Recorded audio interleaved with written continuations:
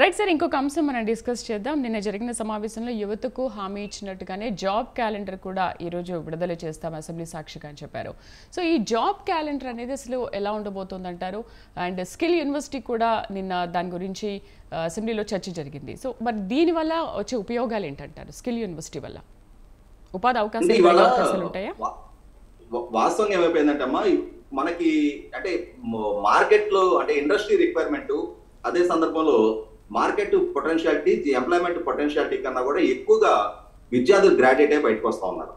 ఈ సందర్భంలో ఏమవుతుందంటే ప్రతి క్యాంపస్ లో ఆ క్యాంపస్ రిక్రూట్మెంట్ జరిగితే ఒక అంటే క్రీమ్ ఆఫ్ ది క్యాంపస్ కొద్ది మందికి ఉద్యోగ అవకాశాలు దక్కుతున్నాయి తప్ప అదే క్యాంపస్ నుంచి గ్రాడ్యుయేట్ అయి బయటకు వచ్చిన అందరికీ ఉద్యోగ అవకాశాలు దక్కట్లా.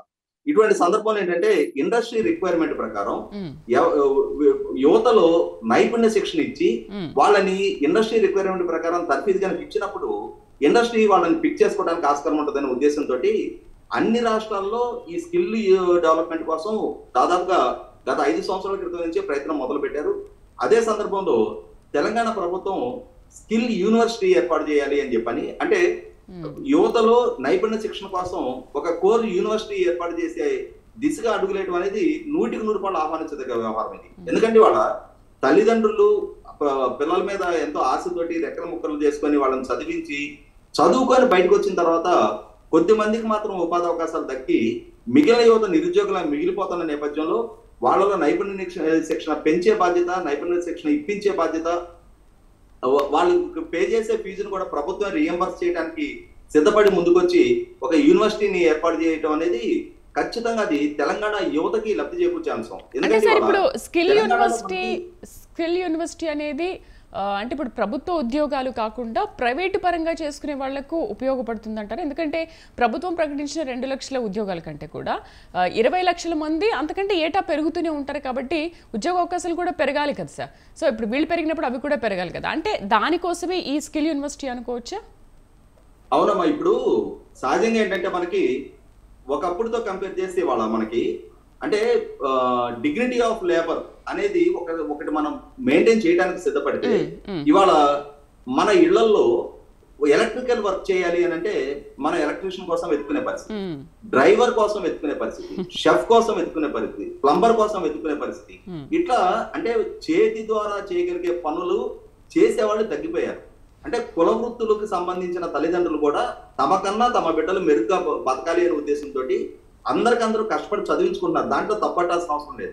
అంటే తమకన్నా తమ బిడ్డలు మెరుగైన బెటర్ కెరీర్, బెటర్ ప్రాస్పెక్ట్స్ అందుకోవాలనే ఉద్దేశంతో వాళ్ళు చదివించుకుంటున్నారు.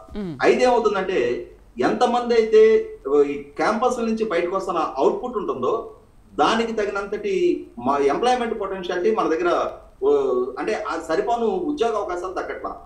అంటే ఎందుకు అందరికందరూ సర్వీస్ సెక్టర్ వైపే ఆలోచిస్తా ఉన్నారు. దాని అంటే అటువంటి పరిస్థితిలో ఇప్పుడు మనకి హైదరాబాదు తెలంగాణకు వచ్చేటప్పటికి pharma industry, biotechnology, film industry, manufacturing sector, public sector, defence sector, అదే సందర్భంలో సెంట్రల్ గవర్నమెంట్ కి సంబంధించిన రీసెర్చ్ ఇన్స్టిట్యూట్స్ ఇట్లాంటి చాలా హైదరాబాద్ లో గ్రౌండింగ్ అయి ఉన్నాయి. ఇక్కడ చాలా ఎంప్లాయ్మెంట్ పొటెన్షియాలిటీ ఉంది. అయితే ఇప్పుడు ఏమవుతుందంటే మోసపోవు ద్వారంలో అందరికందరూ విద్యార్థులు సర్వీస్ సెక్టర్ మాత్రమే టార్గెటెడ్ గా చదువుకొని బయటకు వస్తున్న నేపథ్యంలో సర్వీస్ సెక్టర్ ఎంతమందిని అకామిడేట్ చేయగలుగుతుంది? సో అందువల్ల ఏమవుతుందంటే ఐటీ అండ్ ఐటీ ఎనేబుల్డ్ లో మాత్రమే కాకుండా మిగిలిన రంగాల వైపు ఈ యువతని మళ్లించడం కోసం ఆయా రంగాలకు సంబంధించిన ఆయా ఇండస్ట్రీకి సంబంధించిన ఏ స్కిల్స్ ఉన్నాలని ఆ ఇండస్ట్రీ అకామిడేట్ చేసుకోగలుగుతుందో వాళ్ళకి ఆ ట్రైనింగ్ ఇవ్వడం కోసం స్కిల్ యూనివర్సిటీ ఏర్పాటు చేశారు. ఖచ్చితంగా ఇది అంటే ప్రభుత్వ రంగంలో మహా అయితే మీరు చెప్పినట్టుగా సంవత్సరానికి అంటే ఇప్పుడు 2 లక్షల ప్రభుత్వ ఉద్యోగాలు ఖాళీ ఉన్నాయని చెప్పని చర్చనీయాంశం ఉంటుంది. దాని మీద జాబ్ క్యాలెండర్ రిలీజ్ చేస్తా ఉన్నారు. ఒకసారి రిక్రూట్మెంట్స్ పూర్తయిపోతే నెక్స్ట్ ఇయర్ కి ఇందులో రిటైర్ అయిన వాళ్ళు వచ్చే కొద్ది మంది వేకెన్సీస్ తప్ప నెక్స్ట్ ఇయర్ కి పెద్దగా ప్రభుత్వ రంగంలో అకామిడేట్ చేయడానికి స్కోప్ ఉండదు. ఏదైనా ఒక 5-6 సంవత్సరాల పాటు జాబ్ రిక్రూట్మెంట్ డ్రైవ్ కండక్ట్ చేయకపోతే ఆ అక్యుములేటెడ్ జాబ్స్ లక్షల్లో ఉంటాయి తప్ప లేదు అంటే సంవత్సరానికి రిటైర్ అయిన టీచర్లు కానీ, రిటైర్ అయిన ప్రభుత్వ ఉద్యోగస్తులు కానీ, ఆర్టీసీలో కానీ ఇట్లా ప్రభుత్వ రంగంలో రిటైర్ అయితే వచ్చే వేకెన్సీ చాలా కొద్ది. ప్రైవేట్ రంగమే అకామిడేట్ చేసుకోవాలి. ఆ ప్రైవేట్ రంగం అకామిడేట్ చేసుకోవడానికి కావాల్సిన నైపుణ్య శిక్షణ ఇవ్వడం కోసం ఒక స్కిల్ యూనివర్సిటీ కానీ, అంటే ఆంధ్రప్రదేశ్ ప్రభుత్వం స్కిల్ డెవలప్మెంట్ ప్రోగ్రాము 5 సంవత్సరాల క్రితం చంద్రబాబు నాయుడు గారి ప్రభుత్వ హయాంలోనే 2016-15 నాటికే మొదలు పెట్టడం జరిగింది. ఆ తర్వాత జగన్మోహన్ రెడ్డి గారి ప్రభుత్వం దాన్ని కొంత నిర్వీర్యం చేసింది కూడా మనం అందరం చూస్తూనే ఉన్నాం.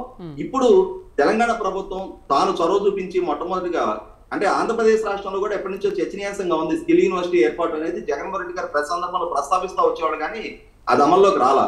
కానీ రేవంత్ రెడ్డి గారి నాయకత్వంలోని తెలంగాణ ప్రభుత్వం ఆ దిశగా చొరవ చూపించి నిన్న స్కిల్ యూనివర్సిటీ ఏర్పాటు కోసం భూమి పూజ చేయడం అనేది 100% ఆహ్వానించదగ్గ పరిణామం.